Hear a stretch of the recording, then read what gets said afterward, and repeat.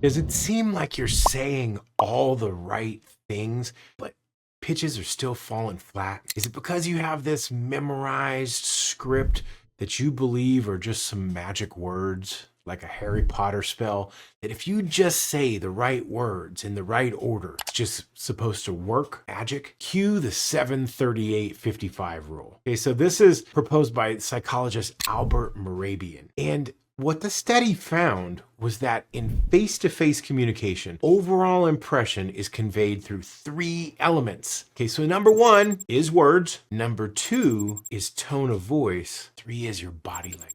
According to this rule, only 7% of the impact of the message is going to be the content or the specific words. Now, this doesn't mean that you can have the wrong words. It just means that that's not where your impact is. So then 38% is conveyed through your tone of voice. Now, it's important here that we not only have a good tone of voice, but an applicable tone. It's not necessarily going to be enthusiastic all the time.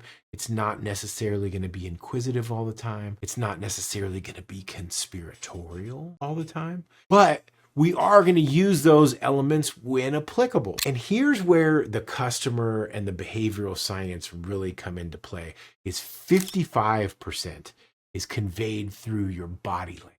Now, why do they say that? Because the words and the tone of voice obviously is like most of the communication, right? What you're saying with your body language, if it doesn't align, you can't look them in the eye, you're looking away, if your tone of voice is flat, if you look like this, or you look desperate, your body language is telling on you. So your words have to be good. Then your tone of voice has to match the same sentiment as the words. If you're asking a question, it needs to be in an inquisitive tone. If you're saying something kind of like a secret conspiratorial, it should be in a conspiratorial tone. If you're enthusiastic and happy-go-lucky or very matter-of-fact, though, your tonality should match.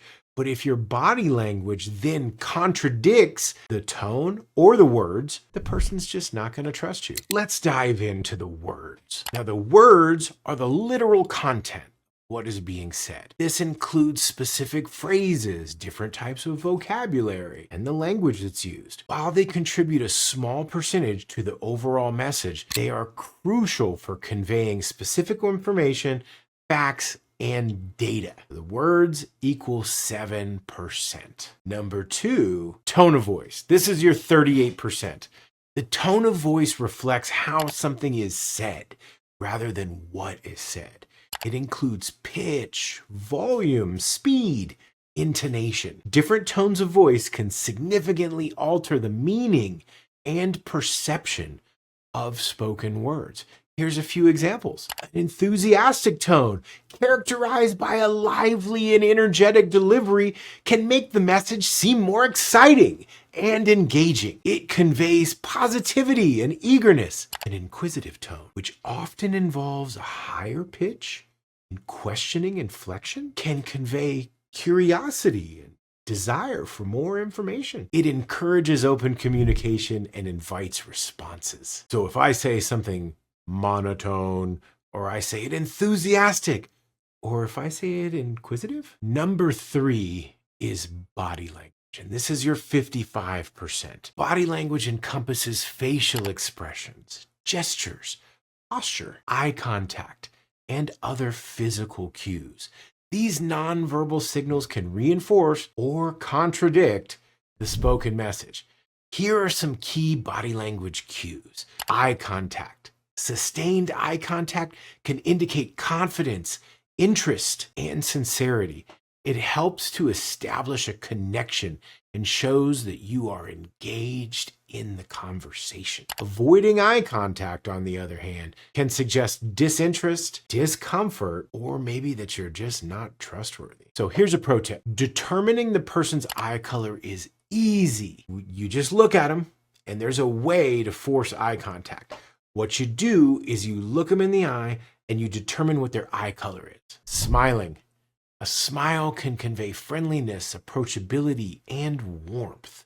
It can make interactions much more pleasant and encourage positive responses from others. Pro tip: It is almost impossible to sound flat or unhappy while smiling, even if the smile is disingenuous or fake. You guys have heard it.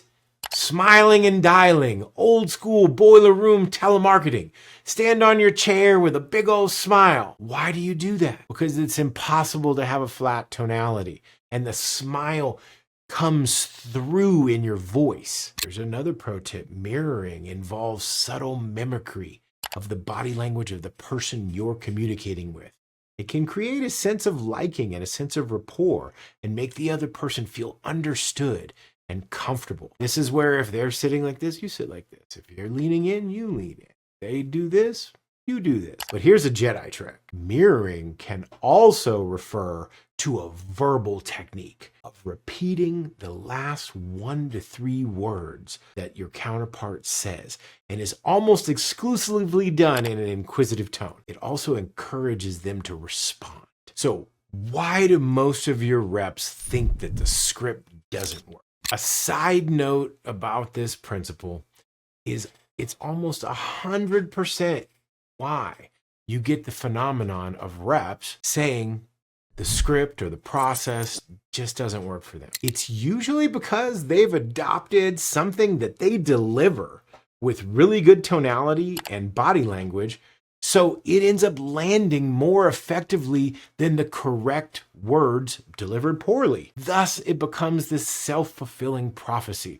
So yeah, if you say the correct words incorrectly, you give poor body language, poor tonality, and you just sound like a robot when you're saying the process, it's not going to come across good. But you can be saying some garbage and pitch slapping somebody, but have a crazy enthusiastic or inquisitive, and maybe it works because it's more about the delivery than it is about the words.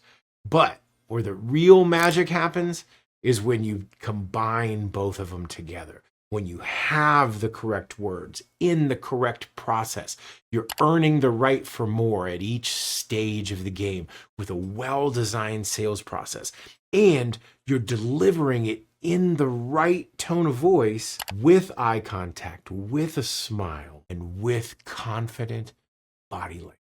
And the biggest part about this whole thing is that you have to be consistent. It's important that your tone of voice and your body language are consistent with the words being spoken. Inconsistencies can create confusion and mistrust. They're just not going to trust you. They're going to know something's off. Tone of voice and body language can be used to emphasize certain points, make the message more impactful. Emotional conveyance. These nonverbal elements are crucial for conveying emotions and attitudes that words alone just may not fully express. And this also provides a bunch of clarification in situations where words might be ambiguous or open to interpretation. Tone of voice and body language, they provide that additional context that can clarify what you intended to mean, just what they hear. All right, just to wrap up, understanding and effectively using the 738-55 rule can significantly enhance interpersonal communication, making interactions much more meaningful and reducing misunderstandings. And here is something that a great man once said. He goes by the name of Bruce Lee. I fear not the man who has practiced 10,000 kicks once, but I fear the man who has practiced one kick 10,000 times. Thank you for that quote, Bruce, and thank you for watching Slaying Sales.